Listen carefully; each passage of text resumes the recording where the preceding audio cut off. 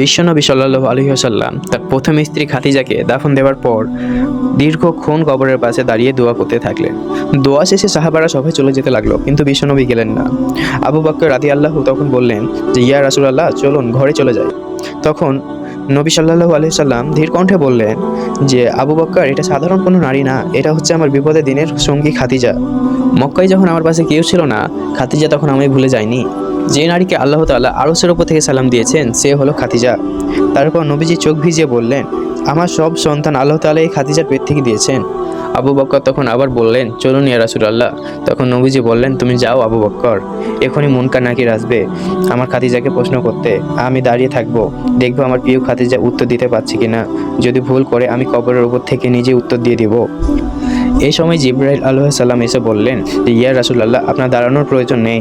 খাদিজার প্রশ্নের উত্তর যদি কখনো কঠিন হয়, আরশের উপর থেকে আল্লাহ তাআলা নিজেই উত্তর দিয়ে দিবেন।